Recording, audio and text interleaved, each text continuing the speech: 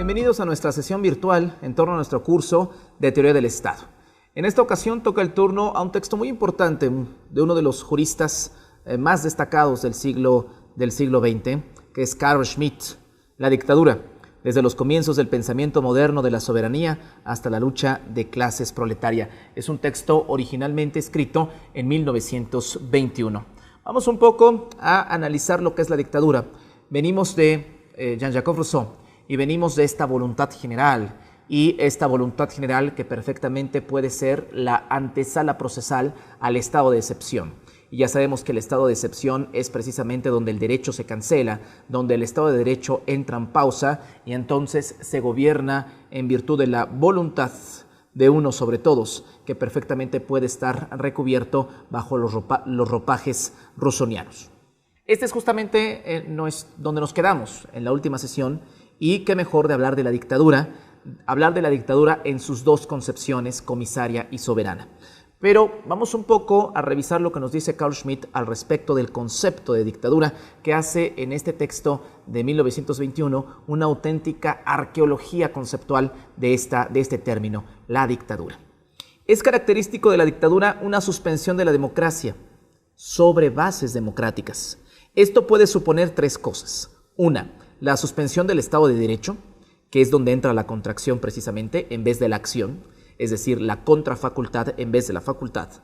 Toda violación de principios democráticos que tenga lugar por la vía de la excepción. Y todo ejercicio de dominación estatal que prescinda de la mayoría. Estos son los tres supuestos donde podemos hablar de dictadura. Desde estos supuestos creo que tenemos que dejar en claro que un dictador no es un mandatario que permanece durante un tiempo prolongado de tiempo. Hay que quitarnos ese prejuicio. El dictador no está en el tiempo, el dictador está en los procesamientos de la función. Ahí es donde se encuentra la dictadura. Y ahí están precisamente estos tres supuestos: la suspensión del Estado de Derecho, toda violación de principios democráticos que tengan lugar por la vía de la excepción y finalmente todo ejercicio de dominación estatal que prescinda de la mayoría. Más adelante Schmitt argumenta: toda dictadura contiene una excepción a la norma, es decir, una suspensión a la norma, pero no se trata de una negación a una norma. Su esencia radica en la separación de las normas del derecho y las normas de la realización del mismo.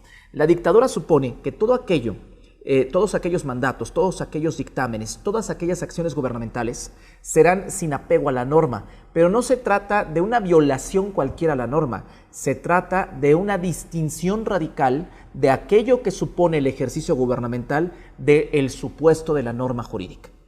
La dictadura supone, continúa Schmitt, la dominación de un procedimiento que está interesado exclusivamente en el logro de un resultado concreto a través de una excepción concreta. La dictadura supone un procedimiento que tiene por efecto lograr conseguir algo a corto, a mediano plazo, pero a través de una excepción concreta, a través de la separación de las normas del derecho de la realización gubernamental, de la realización de la función pública gubernamental equiparada a una función pública política. Todo dictador es necesariamente comisario. La distinción entre dictadura comisaria y soberana es atravesada por el poder constituyente del pueblo. Esta es una idea central. Una cosa es el dictador comisario y otra cosa es el dictador soberano. Para que exista una dictadura soberana debió haber existido el poder constituyente, pero nuestros primeros indicios, nuestras primeras expresiones en firme del poder constituyente es precisamente con el poder constituyente de la Primera República Francesa en 1791. Por tanto, las dictaduras que ocurran de 1791 en adelante serán, no necesariamente, no es una regla absoluta, pero tienden a una dictadura de carácter soberana. La dictadura comisaria era la dictadura de los antiguos, era la dictadura de los romanos. Cuando Roma entraba en una crisis, el Senado nombraba a un dictador, es decir, a un personaje con poderes amplísimos para resolver una emergencia concreta, una emergencia determinada. En la medida en que se resolvía esta emergencia, se reinstauraba el orden republicano a través de la reinstalación del Senado. Si no lograba resolver esta emergencia, esta problemática, Entonces volvía, después de 6 meses, un plazo máximo de 6 meses, volvía a convocarse el Senado y el Senado determinaba qué hacer, si continuar con la vía del derecho, continuar con la vía de la República Romana o nombrar un nuevo dictador. Pero ya era deliberación por parte del Senado romano lo que se tenía que seguir en los casos posteriores, en los asuntos posteriores. Esta es una dictadura comisaria. Comisaria, entiéndase como de encargo, un dictador por encargo, diferente al dictador soberano, que no tiene ningún encargo de absolutamente nadie y que gobierna bajo su estricta voluntad, que no le tiene que rendir cuentas a nadie y que no va a disolverse en un plazo de 6 meses. Puede deponerse por un golpe de Estado, por una intervención extranjera o porque se atraviesa la muerte del propio dictador, pero no le rinde cuentas, no le tiene que rendir cuentas a ningún tipo de institución. Y sin embargo hay una continuidad, tanto en las dictaduras soberanas como en las dictaduras comisarias está como procedimiento de orden el estado de excepción. El dictador, hay que tener en claro que el dictador no es un tirano. La dictadura es un medio peculiar de la Constitución republicana para preservar la libertad. Se refiere a la dictadura comisaria. ¿Por qué es repetimos, el dictador no es un tirano? La dictadura es un medio peculiar de la Constitución republicana para preservar la libertad. Cuando el derecho está amenazado, el razonamiento del Senado romano era que tenía que ponerle pausa, poner en suspensión el derecho para que el derecho y sus libertades fueran preservadas. Nos referimos estrictamente al dictador comisario. Por tanto, la dictadura tiene en sus orígenes una forma republicana, una forma para preservar el orden republicano a través de la suspensión, a través de la excepción. Porque su objetivo era renovar y reinstaurar el orden republicano. La tiranía no se ciñe en este esquema. La tiranía no puede ser bajo ninguna circunstancia producto de un esquema republicano. Porque la república, recordemos que son el gobierno de las leyes por encima de los hombres, y la tiranía es uno contra todos los hombres. Y esto no puede estar bajo ningún esquema republicano. El dictador delibera por sí mismo, pero no puede modificar las leyes existentes ni derogar la Constitución. Eso también es otro elemento central. El dictador, ¿por qué podemos hablar que existen ciertos resabios republicanos en una dictadura soberana? Porque el dictador no puede modificar la ley. El dictador no es capaz de modificar la ley porque no necesita la ley para gobernar. Gobierna bajo otros medios, gobierna por su propia voluntad y esta voluntad se ha asegurado de que tenga cierta cohesión con sectores políticos, sociales, militares, vinculantes. No es capaz de transgredir la norma, pero tampoco está ejecutando la norma. Y ahí está el peligro en las dictaduras soberanas. No hay peligro en una dictadura comisaria, al menos no latente. El Senado siempre tiene el sartén por el mango. El Senado, después de 6 meses, siempre puede retomar las riendas de la República. Pero en una dictadura soberana la cosa puede ser diferente. El dictador delibera por sí mismo, pero no puede modificar las leyes existentes ni derogar la Constitución. La dictadura es una institución constitucional de la República. Insisto, la dictadura comisaria, la dictadura soberana tiene, digamos que esta hebra de doble filo. El dictador actúa, es un comisario en acción, pero no tiene ningún interés en el derecho, sino en lo simple ejecutivo. Esto también es central. El dictador es un ejecutor sistemático, no tiene interés en el derecho, no puede modificarlo, tampoco necesita modificarlo. Lo único que el dictador quiere, logra, intenta es cumplir objetivos inmediatos o a medio o a corto plazo, pero a final de cuentas objetivos inmediatos. Su campo de acción, su campo de interés está en lo estrictamente ejecutivo. No es casualidad que a punta de decretos normalmente gobierna un dictador. Por supuesto, aquí hay un latinejo que es importante en Carl Schmitt, el Arcanum Imperii, el secreto de fabricación. ¿Qué es un arcanum? Secreto de fabricación. Y aquí establece que el arcana republicae son ciertas manifestaciones que suscitan la apariencia de la libertad. Estos pueden ser de 2 tipos, el arcana imperii, poder en los tiempos normales, y el arcana dominationis, protección y defensa de aquellas personas que ejercen la dominación. ¿Por qué el arcanum es importante? ¿Por qué el secreto de fabricación es importante para el concepto de dictadura? Porque si el dictador no está eh, preocupado por la norma. Y la norma, recordemos que una de sus características centrales es su estructura de publicidad. Una norma tiene que ser publicada, tiene que ser publicitada y tiene que ser discutida por el complejo de la sociedad a partir del cual se va a ejecutar esa norma. Cuando el dictador está interesado en lo simple ejecutivo, estamos de acuerdo que las razones de esa ejecución las conoce en el círculo inmediato del dictador, la base organizativa del dictador, y a veces ni siquiera ellos. Aquí no hay explicaciones de por qué ocurre o por qué ocurren las cosas al interior de la cúpula gubernamental. Simplemente ocurren. Se discute no el por qué ocurren, se discute las consecuencias de la ocurrencia. Y aquí lo que tenemos es una máxima secrecía. Si la democracia es o supone un principio de máxima publicidad y de máxima discusión, la dictadura es exactamente lo contrario. No existe discusión, no existe deliberación en torno a las cuestiones públicas, y deliberar puede ser un asunto de desobediencia frente a la estructura organizativa del Estado. En consecuencia, todo aquello que se ejecuta y todos aquellos objetivos inmediatos que se implementan ocurren en la absoluta secrecía, en la absoluta opacidad. La opacidad en la ejecución de las decisiones públicas es, por supuesto, un elemento central de una dictadura. Que estas decisiones, dicho sea de paso, se encuentran en un espacio público, pero no en un espacio público político en estricto sentido. También habla de otro concepto, de otra categoría: jure. Constituyen los fundamentos del arcana. Se trata de derechos que no pueden ser cedidos. Y aquí tenemos el jura imperi, distintos derechos de soberanía, especialmente el derecho de dar leyes, y el jura dominationis. Se trata de los derechos públicos de excepción, que consisten en que su titular pueda separarse del jus comune. Una vieja discusión con el jus comune, y una vieja discusión que tiene Carl Schmitt, por supuesto, al ser un constitucionalista y un jurista de primera línea, está debatiendo con elementos centrales de la tradición romano-germánica. Y lo que está diciéndonos Schmitt en pocas palabras es que este procedimiento concreto, el dictador tiene que dominar un procedimiento concreto. Este procedimiento concreto es derechos de soberanía, derechos que no pueden ser cedidos, derechos que son ejecutados, derechos que son apropiados. Y estos derechos de soberanía supone el decreto, supone la circular, supone el mandato ejecutivo expreso.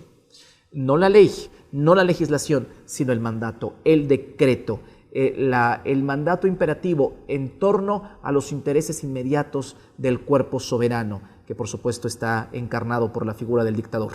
Y por otro lado, también tenemos el jura dominationis, es decir, la excepción del propio derecho.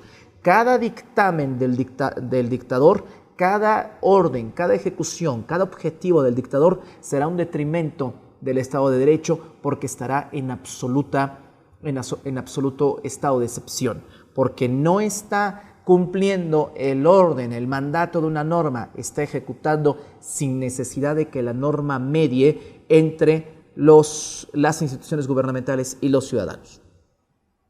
Quien domina el estado de excepción domina con ello el Estado. Esto es uno de los elementos centrales.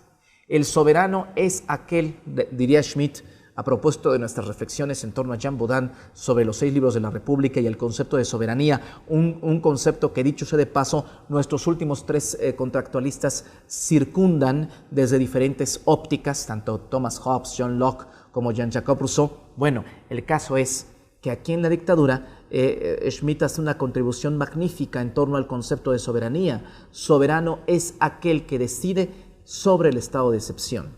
¿Por qué? Porque es muy clara la decisión cuando estamos en el Estado de Derecho burgués. En el Estado de Derecho lo que tenemos son facultades, determinaciones, medidas, en fin, un sistema de potestades. Y es muy claro a quién le toca frenar a quién, y quién hace, quién ejecuta, y quién tiene que colaborar, y qué votos se necesitan para poder lograr una reforma constitucional. Es muy clara. El sentido de la claridad es una de las características sine qua non, una de las características importantes, sui generis, de las estructuras normativas. Es muy claro saber quién manda y quién determina en el Estado de Derecho, pero en el estado de excepción no. Quien decide, porque no hay ley, porque no están las facultades, los esquemas de distribuciones han sido borrados, y entonces quien decide en el estado de excepción es el auténtico soberano. Y recordemos que la soberanía está hecha siempre para quebrar, para suspender el Estado de Derecho, con el objetivo de reinstaurar el Estado de Derecho. Por supuesto, esta soberanía, ahí está la navaja de doble filo, esta soberanía puede tener como objeto no reinstaurar nunca el Estado de Derecho. En todo caso, bajo ese supuesto, el Estado de Derecho se reinstauraría a través de la vía pretoriana, a través de la violencia que genera norma. Pero eso es una discusión de otro sentido. Ahora bien, hay más reflexiones. ¿Debe el rey depender de la ley o la ley del rey? Una discusión contractualista en sí misma. Tanto Hobbes, Locke como Rousseau han abonado esta respuesta. Y entonces, la respuesta que da Schmitt es: la ley no es una norma de justicia, sino un mandato de quien tiene el poder supremo. Lo que hemos dicho, sobre todo cuando abordamos a John Locke y en menor medida a Rousseau, para que una premisa se convierta en ley, tiene que atravesar un proceso de carácter jurídico-político. Pero quien coloca en la mesa de discusión una premisa, estamos de acuerdo que no necesariamente es un grupo. Frente a esta respuesta, frente a esta pregunta, se han establecido muchas posibles soluciones al problema. Las fuerzas productivas, diría Marx, que colocan la premisa y que las propias fuerzas productivas son la transformación técnico-operativa de esta premisa en una norma, y el Estado como una junta, como diría en el manifiesto Karl Marx, el Estado como una junta que administra los intereses de la clase burguesa. Se han emitido muchas respuestas frente a esta pregunta, muchas soluciones frente a este problema. Pero aquí Schmitt nos da una visión un poco diferente. La ley no es una norma de justicia, sino un mandato de quien tiene el poder supremo. ¿De dónde viene la premisa? De aquel que tiene el poder supremo, de aquel que tiene soberanía, de aquel que tiene soberanía y es capaz de impulsar una premisa y es capaz de transformar esa premisa en cuerpo normativo. Y entonces el origen de una ley, el procedimiento por supuesto que es claro, es concreto. El procedimiento de sanción jurídico-política pues está en la propia Constitución, está en la propia normativa, pero el origen de una ley es extrajurídico, es metapolítico, que esto es un poco lo que nos está intentando decir.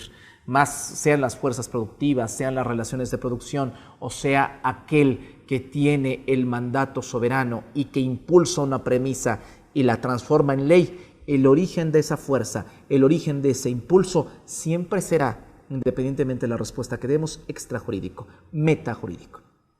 Jean Bodin, quien introduce el concepto de comisario en la moderna teoría del Estado, tiene el mérito de haber revelado la conexión entre soberanía y dictadura. Y esta es, sin duda, la gran discusión de cualquier curso de teoría del Estado: cómo la soberanía se engarza con la dictadura y cómo la soberanía es la materia prima no solamente del Estado, sino también el elemento procesal ejecutor de la propia dictadura. El dictador romano no era un soberano, argumenta Schmitt. Por supuesto que no, el dictador romano era un dictador comisario. La médula jurídico-política de la controversia: ¿hasta dónde un dictador tiene derecho a su cargo? ¿El dictador tiene o no una majestad? El dictador no tiene majestad porque no es un monarca. Y aquí hay que tener en cuenta que el dictador no es un monarca, pero tampoco el dictador es un tirano. El dictador es otra cosa. Y el dictador no tiene derecho a su cargo porque no existe ningún derecho. Si tuviera un derecho a su cargo no sería un dictador, sería otra cosa. Entre De Chive, que es un texto publicado por Thomas Hobbes en 1642, y el Leviatán, mismo Thomas Hobbes que revisamos en este curso en 1651, está anclada la Revolución Gloriosa, ocurre la transición entre dictadura comisaria y dictadura soberana. El comisario no es un funcionario, el funcionario está limitado por la ley, el comisario por el mandato. Hemos hablado de que el dictador romano no es un dictador soberano, es un dictador comisario. ¿Y el comisario qué es? Es un encargado que no está limitado por la ley, sino por el propio mandato, hasta cierto punto por la propia voluntad. El dictador soberano no está limitado absolutamente por nadie. Y diría Hobbes, quizá el único límite del dictador soberano constituye el límite mismo de la soberanía, que no es un límite superior, sino un límite inferior, y que estamos hablando concretamente de las fuerzas de la ciudad. Sobre las dos especies de ejercicio del poder estatal. A ver, el dictador es un comisario de acción, el dictador romano. La comisión fue un instrumento de dominación del absolutismo, la comisión de hacer lo que corresponde en cada momento, según la situación de las cosas, unida a las credenciales correspondientes para representar la autoridad estatal, es lo característico de un comicio. ¿Por qué el comicio es fundamental en la construcción del absolutismo? Porque el rey no podía partirse en 1000 pedazos. El rey necesitaba encargados, comisarios. Y el absolutismo que supone la centralización de todos los recursos del poder en la figura del monarca. Pero esta centralización fue posible gracias al mecanismo del comicio, gracias al mecanismo de los comisarios. La última gran asonada, el último gran esplendor de los comisarios de acción fue precisamente el absolutismo, lo que las democracias constitucionales terminaron quebrando posterior a la Revolución Francesa. En cambio, la teoría del Estado de Montesquieu solamente es comprensible si se considera con seriedad la idea de los poderes intermedios, característica esencial del gobierno monárquico, y precisamente estas instancias intermedias impedían manifestaciones arbitrarias. Los cuerpos intermedios son centrales. Si el poder está concentrado, se necesitan comisarios, y estos comisarios que son intermediarios, cuerpos intermedios, cuerpos entre bisagras, cuerpos entre el monarca y un objetivo determinado. Montesquieu hace uso de la idea de balance sobre la teoría de la división de poderes, de la distinción entre poderes. Y en efecto, por eso, la idea de balance, equilibrio, pues es fundamental. No solamente equilibrio entre los clásicos poderes constituidos, poder ejecutivo, legislativo y judicial, sino también equilibrio entre los cuerpos intermedios, entre los comisarios. Y nos dice Schmitt, desde esta perspectiva, es mucho más factible y mucho más benéfico pues estudiar la teoría de la distinción entre poderes de Montesquieu en el espíritu de las leyes. La división de poderes es un esquema doctrinal en convergencia con los cuerpos intermedios. La idea de balance, por su parte, designa una unidad lograda por medio de la conciliación. En consecuencia, no tenemos equilibrio, sino mediatización de la plenitud de las potestades. En el absolutismo no hay equilibrios entre poderes, hay balance, hay mediatización. No es mediatización, entiéndase como sinónimo de vinculación. El mandato del soberano está vinculado a través del comisario y el comisario ejecuta en torno a actores políticos, sociales, económicos estrictos. Lo que tenemos es una mediatización, lo que tenemos es una vinculación. No hay como tal equilibrio, porque equilibrio supondría que hay algo que está contrarrestando a la estructura del monarca, y esto no es la teoría de la doctrina de la división de poderes, mejor dicho, la teoría de la división de poderes, de la distinción entre poderes, pues no va precisamente con la idea de absolutismo. El absolutismo no entra dentro de las ideas de equilibrio, es la mediatización, lo que hacía posible que el mandatario, que el monarca hiciera cumplir sus dictámenes, era precisamente la mediatización vía comisarios.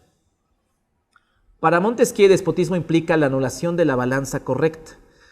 Bueno, hay más reflexiones que tenemos de Schmitt, y lo que empieza a hacer es una serie de reflexiones en torno a la voluntad general y al concepto de voluntad general que nos viene de primer orden. Empieza a hacer una especie de recorrido entre los propios actores, que es importante hacerlo precisamente en torno a las discusiones de la voluntad general y la teoría cartesiana. Por ejemplo, según Malby, el dictador es más que un rey, porque con su cargo tendrían que cesar las funciones de todos los demás magistrados. Así, la dictadura soberana se convierte en un poder pleno absoluto, entre el cual desaparecen todas las competencias existentes. ¿Quién está por arriba del dictador? Absolutamente nadie. ¿El dictador qué es? Del dictador soberano, por supuesto. ¿El dictador qué es? El dictador es el procesamiento de una voluntad concreta. Una voluntad que incurrirá en la excepción, no en el cumplimiento de ninguna previsión o de ninguna facultad en el Estado de Derecho. Aquí hay más cuestiones importantes. Frente a la voluntad general o la utilidad pública, frente a magnitudes morales, carece de sentido hablar de división de poderes. Esto es central. Una de las consecuencias peligrosas que no abordamos la clase pasada en torno al contrato social es que si estamos hablando de voluntad general, pues la voluntad general cancela cualquier esquema de distinción entre poderes, porque la voluntad general prescinde de esa distinción. Cuando hablamos de equilibrio entre poderes, distinción entre poderes, estamos hablando de desacuerdos y la voluntad general no supone ningún desacuerdo. Recordemos esta idea de Rousseau: habría que obligar a los hombres a ser libres y a seguir el mandato de la voluntad general. La voluntad, el interés, el pueblo son magnitudes morales y no simplemente fácticas, nos dice Schmitt. La proposición de que el pueblo es bueno por naturaleza, que es lo que comentábamos en la sesión pasada, Montesquieu coloca un halo de virginidad sobre el pueblo, sobre la voluntad general, sobre la nación, su palabra favorita. La proposición de que el pueblo es bueno por naturaleza transforma por primera vez todo el sistema de la obra de Rousseau en una ideología revolucionaria. Recordemos el concepto que tiene Marx en torno a la ideología: falsa conciencia revolucionaria. Ahora, hay otro tema central. Ya sabemos que el dictador no es un monarca, ya sabemos que el dictador no tiene ningún derecho a su cargo, porque no necesita el derecho para gobernar. Quizá esa sea la lección más importante del dictador, que para gobernar no es necesario el derecho, la norma jurídica, pero por supuesto el derecho y la norma jurídica son fundamentales para la preservación de las libertades. El dictador no es un tirano, no es un monarca, y el dictador tampoco es un legislador. Esto también es central. El legislador es un derecho sin poder. El dictador es lo contrario, un poder sin derecho. ¿A qué vamos concretamente con que el legislador es en sí mismo un derecho sin poder? Todo aquello que ejecute, todo aquello que sancione, todo aquello que vote el legislador no podrá implementarlo, no podrá procesarlo, solo podrá votarlo o restringir su voto, votarlo a favor o votarlo en contra. Todo aquello que salga de el horno legislativo, el legislador no podrá implementarlo. El poder es una acción concertada que supone implementación, que supone instrumentación. ¿Qué es el dictador? Exactamente lo contrario. El dictador es un derecho, el dictador es un poder sin derecho. ¿Por qué? Porque no necesita el derecho para poder instrumentar y procesar sus objetivos e intereses inmediatos. Sobre la regla técnico-objetiva de la acción. Para el concepto de dictadura distinto a un estado policial, hay que tomar en cuenta la actualidad inmediata de su situación a eliminar. Dicha situación aparece como cometido jurídico que fundamenta un poder pleno, determinado únicamente por la situación de las cosas y por el fin de la eliminación. La dictadura es un estado policial, no necesariamente. Un estado policial es una república ya en decadencia, donde no le queda otro recurso más que el ejercicio de la fuerza para poder cumplir sus fines inmediatos y para poder regresar la estructura del derecho, si es que aún es capaz de hacerlo. La dictadura no es un estado policial. Dice, el concepto de dictadura distinto a un estado policial, hay que tomar en cuenta la actualidad inmediata de una situación a eliminar. Dicha situación aparece como cometido jurídico que fundamenta un poder pleno, determinado únicamente por la situación de las cosas y por el fin de la eliminación. ¿Qué va a distinguir la dictadura de un estado policial? Obviamente los objetivos las circunstancias de la emergencia y los objetivos para resolver esa emergencia. Pero el estado policial siempre es una etapa transitoria. La dictadura tiene mayor permanencia, mayor capacidad de persistencia en el proceso político. La dictadura es contraacción. ¿Cuál es la materia prima de una dictadura? Esa no podría ser otra. La dictadura es contracción. No suspende, sino que aspira a crear una situación que haga posible una constitución. La dictadura además exhibe la contraposición eterna entre los poderes constituidos y los poderes constituyentes. Si algo coloca en contradicción al poder constituido y al poder constituyente, es decir, al derecho que se está gestando frente al derecho que se está implementando, es precisamente la dictadura, porque la dictadura no se mueve en el ámbito del derecho y sin embargo logra un poder constituido sin una ejecución positiva, sin necesariamente atravesar por el proceso jurídico sancionador de esa norma. Es decir, logra un objetivo sin necesidad de crear el reglamento, la norma técnica operativa para tener ese objetivo. La teoría del poder constituyente involucra un intento por hacer del pueblo un órgano estatal. El poder dictatorial es soberano, pero únicamente como transición, debido a su dependencia respecto del cometido, en un sentido completamente distinto de un monarca absoluto. El dictador comisarial es el comisario de acción incondicionado de un poder constituido. La dictadura soberana es la comisión de acción incondicionada de un poder constituyente. Aquí tenemos que distinguir poder constituido, poder constituyente, de derecho constituido, derecho constituyente. A ver, aquí la expresión es un poco compleja. El poder constituyente es aquello que se está gestando. Las discusiones, las deliberaciones en torno a aquello que terminará siendo una norma jurídica expresa. El poder constituido es el resultado de esa discusión. Es lo que llamamos derecho positivo. Bueno, es lo que llamamos derecho vigente, que al momento de ser implementado puede ser positivo. Pero ojo, aquí hay que distinguir poder y derecho. El derecho puede estar en la ley, pero perfectamente no puede estar en la ley, porque el derecho es atraviesa por el juicio y es una dimensión axiológica, valorativa. ¿Qué ocurre concretamente con la dictadura? Con la dictadura pasa algo muy curioso y hasta cierto punto similar.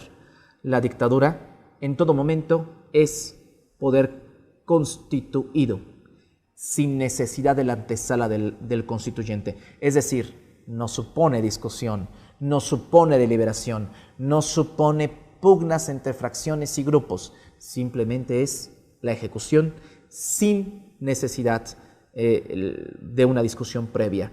El acuerdo soberano unánime, que no es otra cosa más que la expresión de la voluntad, sin necesidad de esta construcción de la voluntad. El acuerdo de uno solo, por encima de todos los demás, sin necesidad de pasar por esta antesala de la Constitución, de la discusión que hace posible el acuerdo normativo. Insisto, no estamos hablando del Estado de Derecho, estamos hablando del estado de excepción y por eso hablamos de la contraacción, aquella ejecución que no se desprende de la norma, sino que se desprende de la voluntad y de la capacidad de dominación del dictador. Eso en términos generales es precisamente las lecciones que nos da Carl Schmitt con este concepto de la dictadura. En la próxima sesión, por supuesto, pues analizaremos el vínculo de la dictadura con la democracia, que es un vínculo negativo, dicho sea de paso. Pero bueno, eso es en próximas reflexiones.